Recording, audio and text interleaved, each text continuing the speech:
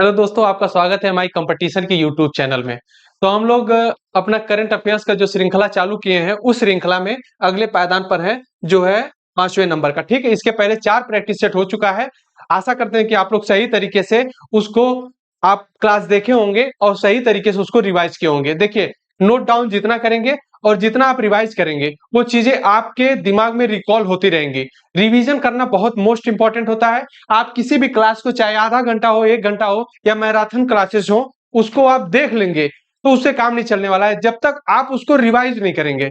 उसको पेन और कॉपी पर नोट डाउन करिए, चीजों को रिवाइज करते रहिए, तब जो है कि आपका एग्जाम में परफॉर्मेंस वो बेहतर होगा। ठीक है, तो ये 5वें नंबर का प्रैक्टिस सेट हम लोग देखने का प्रयास करते हैं कि इसका क्वेश्चन नंबर क्या होगा। पहला देखिए, फर्स्ट क्वेश्चन क्या है, पढ़िए आप लोग। वनडे इंटरनेशनल क्रिकेट में दोहरा शतक लगाने वाले सबसे युवा बल्लेबाज कौन है? देखिए, दोहरा शतक तो लगाने के लिए सबसे पहले लगाया गया किसके द्वारा? तो सचिन तेंदुलकर लगाए थे। कौन था वो? सचिन सचिन तेंदुलकर। ठीक है, लेकिन ये पूछ रहा है कि सबसे युवा बल्लेबाज कौन है? युवा, यंगस्टर। ठीक है, तो सबसे युवा बल्लेबाज क्या ईशान किशन है, या हैरी ब्रूक है, कैमरून ग्रीन है, या सुमन गिल है? तो देखिए, लगाया जो है वो शतक दोहरा लगाया है वो भारत का ही क्रिकेटर है। तो अब भारत का वो कौन है? देखिए, ये दोनों तो इंग्लिश क्रिकेटर हैं, जो विदेशी हैं, भारत के नहीं है। तो ईशान किशन होगा या शुभमन गिल? तो इसका option number D is the correct हो जाएगा, शुभमन गिल। ठीक है, शुभमन गिल ऐसा बल्लेबाज है जो सबसे युवा है और दोहरा शतक लगाए हैं। ठीक है, क्वेश्चन नंबर दूसरे पे चलते हैं हम लोग। और आपको बताया भी है कि जो है क्रिकेट जो 3 फॉर्मेट में होता है, एक वनडे होता है, T20 होता है और टेस्ट होता है। टेस्ट 5 दिन तक चलता है और हर दिन लगभग 90 ओवर का इसमें खेल होता है। और वनडे जो होता है वो 50 ओवर का खेला जाता है पर टीम द्वारा। ठीक है, और क्रिकेट में एक टीम में 11 खिलाड़ी होते हैं, ये याद रखिएगा। और अभी हाल फिलहाल में देखा जाए तो आपका आईपीएल शुरू हुआ है। आईपीएल का ये कौन सा सीजन है? तो ये 17वां सीजन है। इसके पहले 16 सीजन हो चुका है। ये 17वें नंबर का आईपीएल चल रहा है। ठीक है, हम लोग अपना क्वेश्चन नंबर 2 देखते हैं क्या है। हाल ही में किस देश के उपराष्ट्रपति बदारा अलियू जूफ, उनका नाम है, देखिए इतना बड़ा, बदारा अलियू जूफ का भारत में छोटी बीमारी के बाद निधन हो गया। भारत में निधन हुआ है। और वो कौन है राष्ट्रपति? बदारा अलियू जूफ, जिनका भारत में निधन हुआ है। वो किस देश के उपराष्ट्रपति हैं? तो बताइए, गुयाना के हैं, घाना के हैं, या गाम्बिया के हैं, या फिर मोजाम्बिक के हैं? ये सब अफ्रीकी देश हैं। तो इसमें कौन से देश के वो राष्ट्रपति हैं, उपराष्ट्रपति, जिनका भारत में निधन हुआ है? तो इसका option number C is the correct हो जाएगा, क्या? गाम्बिया। गाम्बिया देश के रहने वाले वो उपराष्ट्रपति हैं जिनका छोटी बीमारी के कारण भारत में निधन हुआ है। ठीक है, देखते हैं हम लोग क्वेश्चन नंबर 3 क्या कह रहा है। हाल ही में किस संस्था ने ग्रामीण स्वास्थ्य सांख्यिकी रिपोर्ट जारी की है? कौन से? ग्रामीण स्वास्थ्य सांख्यिकी। ग्रामीण में स्वास्थ्य के मामले में कौन सा पायदान पर या कौन सा गांव है या ग्रामीण क्षेत्र है जो बेहतर स्वास्थ्य के ऊपर काम कर रहा है, या कहां पे रिपोर्ट अच्छी नहीं है, इसके बारे में रिपोर्ट जारी करता है? तो ये कौन करता है? तो क्या नीति आयोग करता है, या भारतीय सैन्य अकादमी? तो भारतीय सैन्य अकादमी उसको सैन्य से रिलेटेड काम करेगा, स्वास्थ्य के रिलेटेड तो काम करेगा नहीं, तो ये ऑप्शन होगा नहीं। ठीक है, एम्स, एम्स हो सकता है, या फिर स्वास्थ्य और परिवार कल्याण मंत्रालय। ठीक है, तो बताइए इसमें ऑप्शन नंबर क्या सही होगा? तो इस क्वेश्चन का option number D is the correct हो जाएगा। स्वास्थ्य और परिवार कल्याण मंत्रालय जो है वो ग्रामीण स्वास्थ्य सांख्यिकी की रिपोर्ट जारी किया है। ठीक है, तो इसका ऑप्शन नंबर क्या सही होगा? डी। तो चलिए हम लोग अपना अगला क्वेश्चन देखते हैं। क्वेश्चन नंबर 4 क्या कह रहा है। किस भारतीय अमेरिकी को Martin Luther King grand parade special award से सम्मानित किया गया है? तो बताइए, क्या वो हरमीत ढिल्लो है, या फिर कृष्णा वविलाला है, रोहित खन्ना है, या फिर माया अजमेरा है? तो इस क्वेश्चन का ऑप्शन नंबर क्या सही होगा? इस क्वेश्चन का option number B is the correct हो जाएगा, कृष्णा वविलाला। इनको मिला है ये अवार्ड। ठीक है, अगला क्वेश्चन देखते हैं हम लोग। क्वेश्चन नंबर 5 क्या कह रहा है। वर्ल्ड इकोनॉमिक फोरम की 2023 की वार्षिक बैठक का थीम क्या है? ये वर्ल्ड इकोनॉमिक जो है वो अर्थशास्त्र के विषय पर, इकोनॉमिक के विषय पर क्या करती है? बैठक करती है। तो 2023 में इसकी बैठक की थीम क्या थी? इसको बताना है आपको। यूनिटी फॉर वर्ल्ड वेल्थ, या फिर cooperation in a fragmented world, या फिर one world one business model, या cooperation for world business model. तो बताइए इस क्वेश्चन का ऑप्शन नंबर क्या सही होगा? तो इस क्वेश्चन का option number B is the correct हो जाएगा, cooperation in a fragmented world.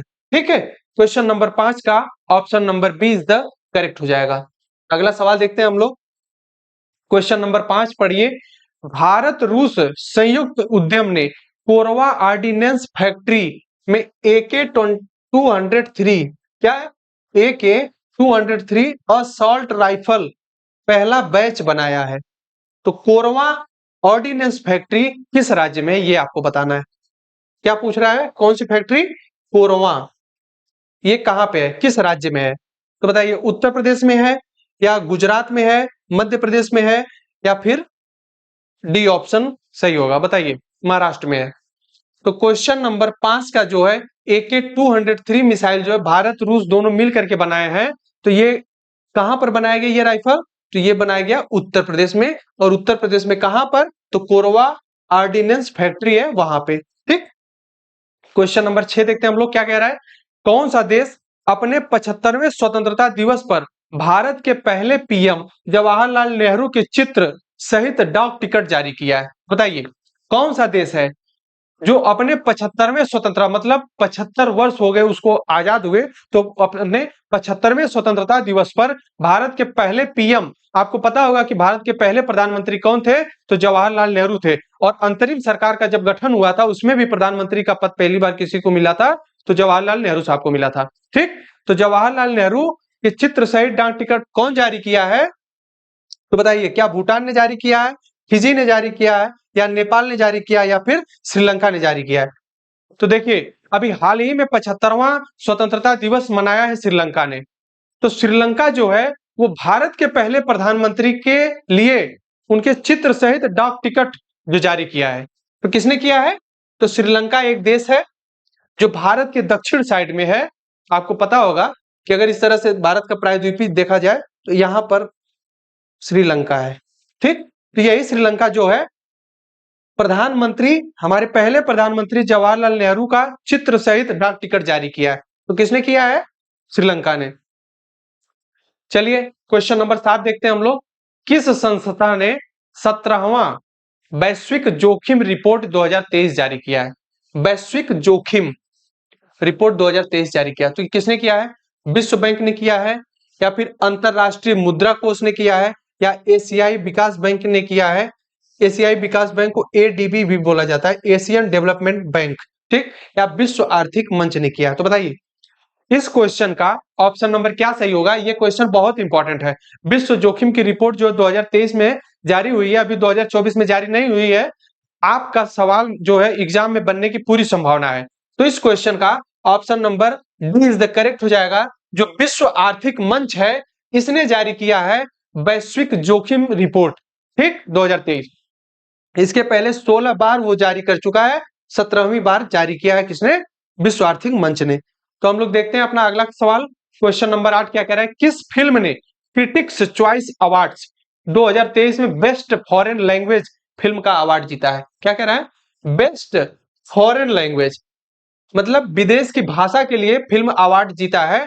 तो कौन सी टीम ने जीता है, या कौन सा गाना है इसमें, या कौन सी मूवी है, फिल्म जिसको बोला जाता है जीता है? तो क्या द वेल ने जीता है, या अर्जेंटीना 1985, या RRR, इसको RRR भी बोला जाता है, RRR। ठीक, इसने, या फिर डिसीजन ऑफ लीव। बताइए इस क्वेश्चन का ऑप्शन नंबर क्या सही होगा? जिसने बेस्ट फॉरेन लैंग्वेज फिल्म का अवार्ड 2023 में जीता है, तो वो कौन सी फिल्म है? तो वो है RRR। ठीक, अगला सवाल देखते हैं हम लोग। Question number 8। Question number 9। PM Modi ने रिवर क्रूज MV गंगा विलास को हरी झंडी दिखाकर वाराणसी से रवाना किया है।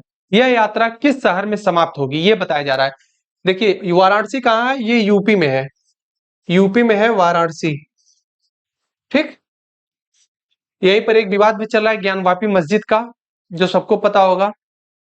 और वाराणसी से ये क्रूज चालू हुई है किस जगह पे, किस शहर पे जाकर के रुकेगी, इसके बारे में सवाल पूछा है। तो बताइए, क्या कोलकाता में, या पटना में, या गुवाहाटी में, या डिब्रूगढ़ में? तो इस क्वेश्चन का ऑप्शन नंबर सही हो जाएगा असम के गुवाहाटी एक शहर है, असम की गुवाहाटी एक शहर है, वहां पे ये आपका जो क्रूज है प्रधानमंत्री जो रवाना किए वो वाराणसी से चल करके गुवाहाटी जाकर के रुकेगा। ठीक है, क्वेश्चन नंबर अगला देखते हैं हम लोग। और वाराणसी हमारे प्रधानमंत्री का संसदीय क्षेत्र है, ये तीसरी बार वहां से अपना लोकसभा चुनाव लड़ने वाले हैं। क्वेश्चन नंबर देखते हैं हम लोग क्या कह रहा है कि हाल ही में किस देश की मशहूर सिंगर लिसा मैरी प्रेस्ली का निधन हुआ है? क्या नाम है इनका? लिसा मैरी प्रेस्ली, इनका निधन हो गया। देखिए, निधन से 1 से 2 सवाल आपके एग्जाम में पूछे जाने की पूरी संभावना है, क्योंकि जो प्रतिष्ठित व्यक्ति होते हैं, बड़े बड़े पद पे होते हैं, अगर उनका निधन हो रहा है या कोई बुक लिख रहे हैं तो इससे सवाल आपके एग्जाम में बनता ही बनता है। तो ये बताइए, जो है लिसा मैरी प्रेस्ली, ये जर्मनी की है, इंग्लैंड की है, या यूएसए की है, या इटली की है? तो बताइए। तो क्वेश्चन नंबर 10 का option number D is the correct हो जाएगा।